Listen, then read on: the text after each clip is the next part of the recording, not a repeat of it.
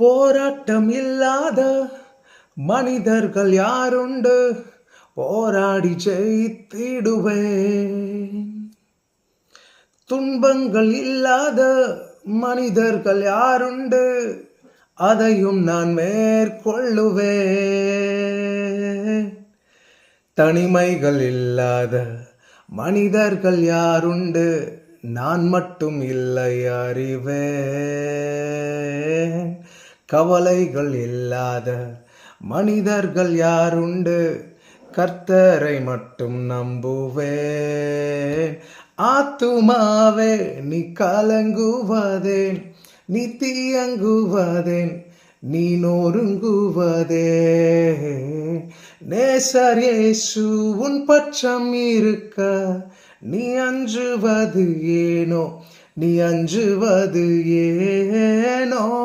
ஆத்துமாவே நீ கலங்குவதே, நீ தீயங்குவதே, நீ நொறுங்குவதே.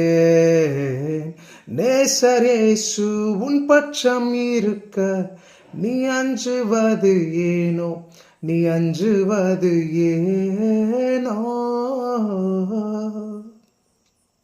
அருமையான இந்த பாடலை அண்ணன் காட்சன் ஜிடி அவங்க எழுதியிருக்கிறாங்க. அநேக நேரத்தில் இது எனக்கு ரொம்ப ஆறுதலாக இருந்துச்சு. போராட்டம் இல்லாத மனிதர்கள் நாம் பார்க்கவே முடியாது. துன்பங்கள் இல்லாதவங்களை, தனிமைகள் இல்லாதவர்களை, கவலைகள் இல்லாத மனிதர்களை நாம் பார்க்கவே முடியாது. ஆனாலும் நம்மளால் மேற்கொள்ள முடியும்னு சொல்லி இந்த பாடலில் எழுதப்பட்டிருக்கு. அதே போல தான் சங்கீதம் 18ஆம் சங்கீதத்தில் 29வது வசனத்தில் தாவீது ராஜா இப்படி சொல்லுகிறார்: உம்மாலே நான் ஒரு சேனைக்குள்ளே பாய்ந்து போவேன், என் தேவனாலே நான் ஒரு மதிலை தாண்டுவேன். இதை எப்போ அவர் எழுதினார் அப்படின்னா, கர்த்தர் தன்னை தன்னுடைய எல்லா சத்துருக்களின் கைக்கும் சவுலின் கைக்கும் நீங்களாக்கி விடுவித்த பொழுது எழுதின பாடல் அப்படின்னு சொல்லி வேதம் சொல்கிறது. நிச்சயமாகவே நீங்கள் இதை கேட்டுக்கொண்டிருக்கிற நீங்கள் மேபி நீங்கள் போராட்டத்தோடு கூட இருக்கலாம், தனிமைகளில் இருக்கலாம், கவலையோடு கூட இருக்கலாம். ஆனால் தேவன் தாவீதை விடுவித்த ஆண்டவர் உங்களையும் விடுவிக்க அவர் வல்லமையுள்ளவராக இருக்கிறார். நீங்களும் பாடுவீங்க. உங்களுக்கு எவ்வளோ பெரிய சேனை எதிர்ப்பு இருந்தாலும் அந்த சேனைக்குள்ளே பாய்ந்து போக கர்த்தர் உங்களுக்கு உதவி செய்வார். ஒவ்வொருத்தருக்கும் ஒவ்வொரு பிரச்சனைகள் இருக்கும். நீங்களும் பயப்படாமல் சேனைக்குள்ளே பாய்ந்து போங்க.